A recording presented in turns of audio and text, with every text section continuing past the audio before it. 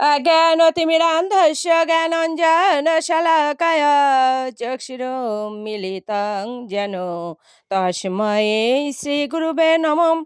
नमः विष्णुपादाय कृष्णपृष्ठाय भूतले श्रीमते महानमो स्वामिनीते नमामि। वाञ्छाकल्पतरुभ्यश्च कृपा सिन्धुभ्येव च पतितानां पावनेभ्यो वैष्णवेभ्यो नमो नमः।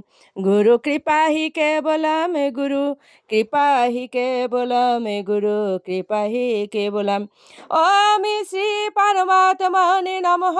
ओम श्रीमद् भगवते श्री गीताय नमः।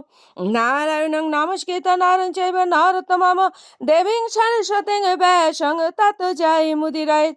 मूकं करोति वाचालं पङ्गुं लङ्घयेत् गिरिं यत्कृपातमहं वन्दे परमानन्दमाधवम्। ओम नमो भगवते वासुदेवाय। ओम नमो भगवते वासुदेवाय। ओम नमो भगवते वासुदेवाय। श्रीमद् भगवते श्रीगीताय नमः। श्रीगीताय नमः। श्रीगीताय नमः। শ্রীমদ্ ভাগবত গীতা নবম অধ্যায় রাজগুচ্ছ যোগ শ্লোক সংখ্যা 11। অবজানন্তি মাম মূঢ়াঃ মনুষ্যিং তনুমাশ্রিতং পারম ভাবম অজানন্তঃ মাম ভূত মহেশ্বরম। অনুবাদ: আমি যখন মনুষ্যরূপে অবতীর্ণ হই তখন মূর্খেরা আমাকে অবজ্ঞা করে।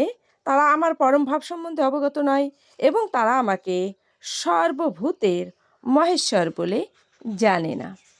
তাৎপর্য: এই অধ্যায়ের পূর্ববর্তী শ্লোকগুলির ব্যাখ্যা থেকে স্পষ্টভাবে উপলব্ধি করা যায় যে নররূপে অবতরণ করলেও পরম পুরুষোত্তম ভগবান সাধারণ মানুষ নন। সমস্ত সৃষ্টির সৃজন, পালন ও সংহারকর্তা পরমেশ্বর ভগবান কখনোই একজন মানুষ হতে পারেন না। ওম শ্রী পরমাত্মনে নমঃ। ওম শ্রীমদ্ ভগবতে শ্রীগীতায় নমঃ। গঙ্গা গীতা চ সাবিত্রী সীতা সত্তা পতিব্রতা ব্রহ্মাবলীর ব্রহ্মবিদ্যা ত্রিসন্ধ্যা মুক্তি গেহিনী অর্ধমাত্রা চিতানন্দা ভবগ্নি ভ্রান্তি নাশিনী বেদত্রয়ী পরানন্দা তত্ত্বার্থ জ্ঞান মঞ্জুরি। ওম তৎসৎ। ওম নমো ভগবতে বাসুদেবায়। শ্রীমদ্ ভগবতে শ্রীগীতায় নমঃ। ওম শান্তি। ওম